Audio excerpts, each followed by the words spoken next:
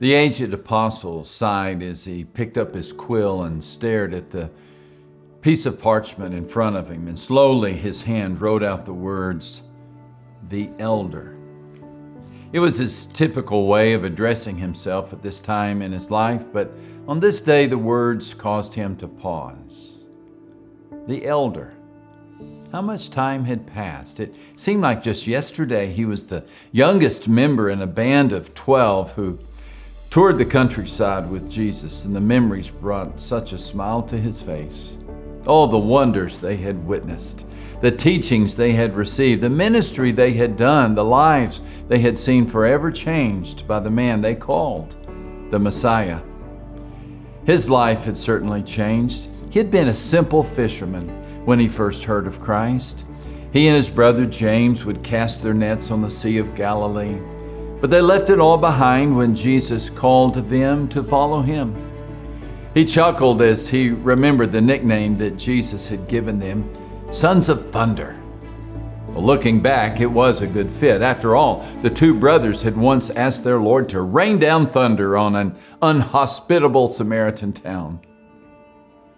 James.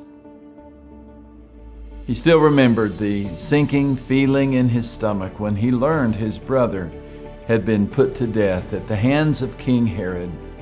He wondered at the senselessness of it all. The others in the band had soon followed: Peter, Andrew, Thomas, Philip, Matthew. Even the Apostle Paul was gone, put to death by the Emperor Nero. They had all left this earth and entered into their eternal reward. Only he remained, John, the last of the 12.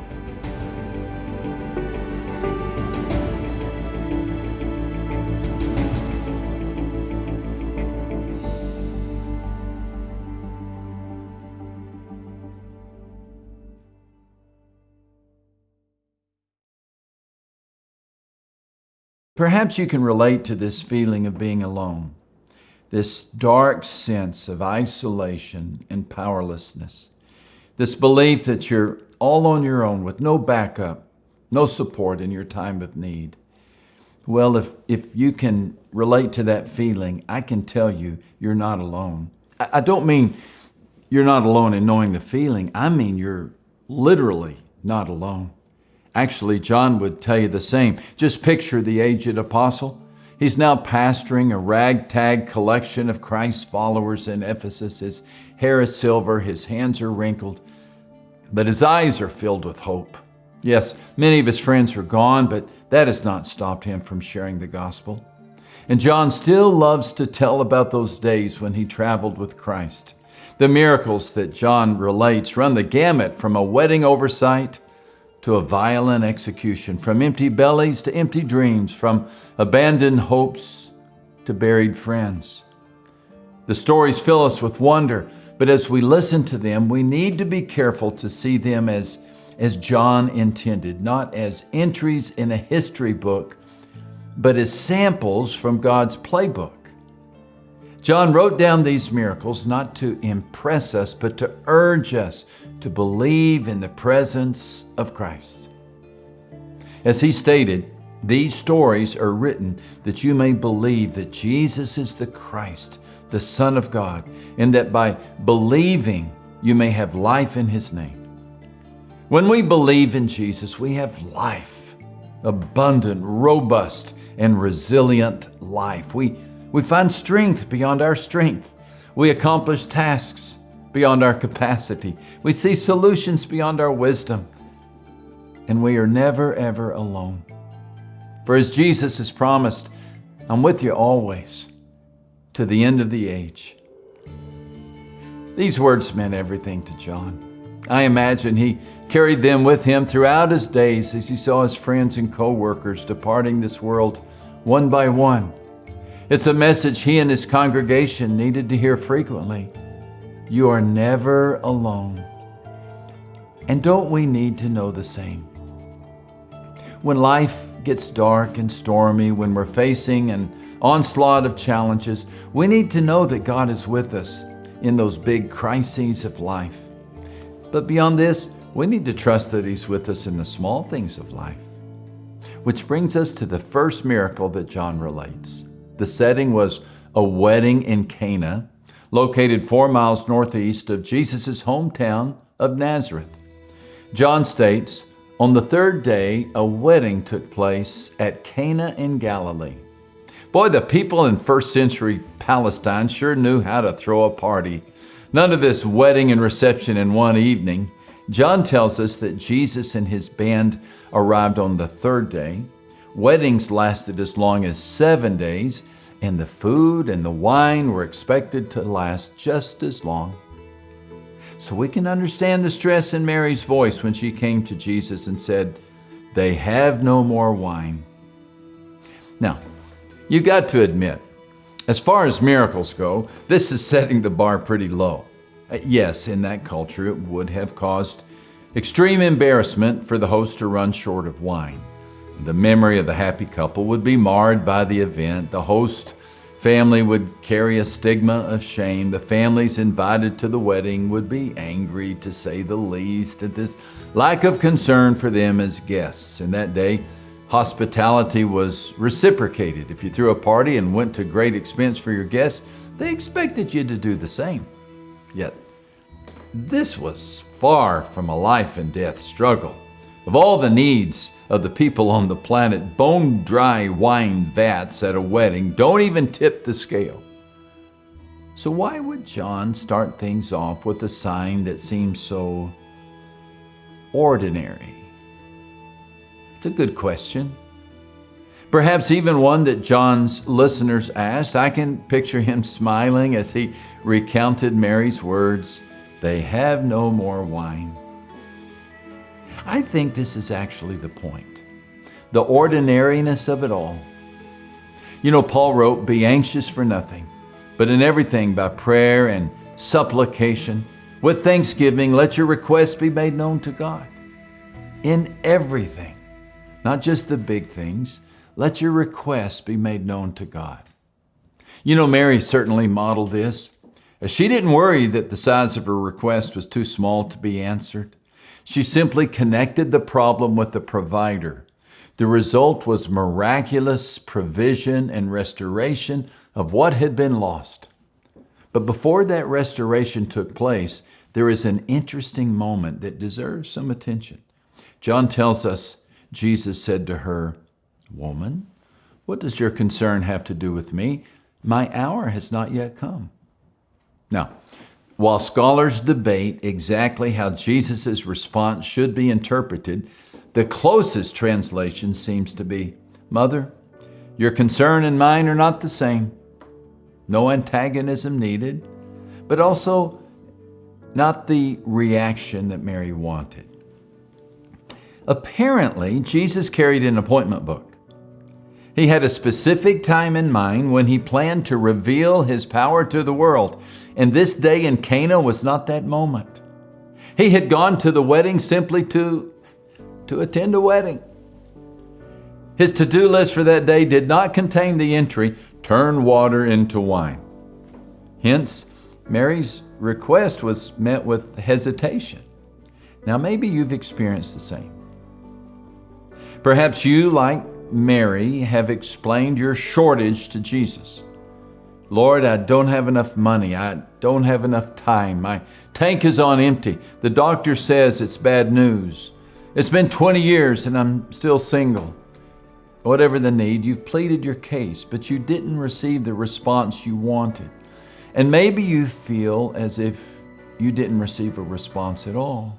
No solution from Jesus. In those moments, how do you respond? Well, I like to look at how Mary responded. Did she stomp away in a huff?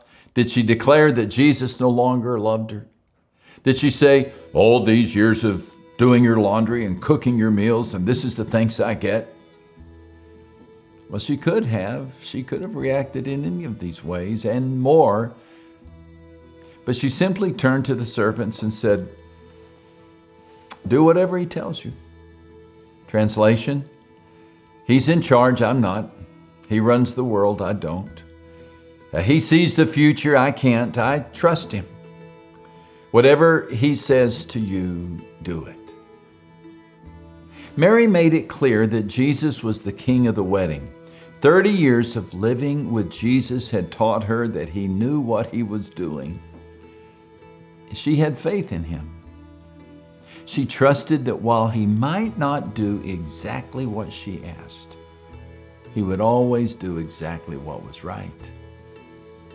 And her belief in him gave her the strength to say, whatever he chooses to do, I accept it. Mary's demonstration of faith caught Jesus' attention. Not only that, it changed his agenda. John relates what happens next. Now there were set there 6 water pots of stone, according to the manner of purification of the Jews, containing 20 or 30 gallons apiece. Jesus said to them, "Fill the water pots with water." And they filled them up to the brim. And he said to them, "Draw some out now and take it to the master of the feast." And they took it. Notice here that Jesus sets up another opportunity for faith. The servants watched water go into the water pots, and when Jesus told them to draw some out now, there was no reason for them to expect anything but water to come out. Jesus was basically saying, you just poured water into those jars. Now take some of it out, bring it to your boss, and tell him it's wine. And many of us would hesitate at those words. Yet, remarkably, the servants followed Jesus' instructions. And their faith mirrored Mary's. The resulting miracle brought about not just an abundance of wine, but good wine. John tells us that when the master of the feast had tasted it, he called the bridegroom and said, "Every man at the beginning sets out good wine, and when the guests have all well drunk, then the inferior. You have kept the good wine until now." Remember, this celebration had been going on for days. Most of the party guests were already drunk. Cooking wine would have been good enough to satiate the partygoers' thirst, but it was not good enough for Jesus. He wanted to do abundantly more than was asked. You know, something powerful happens when we likewise present our needs to Christ and trust him with the results. So let me ask you, have you made your requests known to God? Have you made a prayer out of your deficit? Jesus will tailor a response to your precise need. He's not a fast food cook. He's an accomplished chef who prepares unique blessings for unique situations. You see, a precise prayer gives Jesus the opportunity to remove all doubt about his love. Your problem becomes his pathway. The challenge you face is a canvas on which Christ can demonstrate his finest work. Now, maybe you're in the middle of something painful, even at this moment. Maybe it seems like you're all alone. Maybe it seems as if God isn't aware of what's happening. And even if he is, maybe it feels like he doesn't care. Well, we all know those feelings. We've all been there. But John's story of the wedding at Cana points out the truth that we're never alone. And Jesus cares about us in the great and small things of life. He even cared about the empty wine ladles.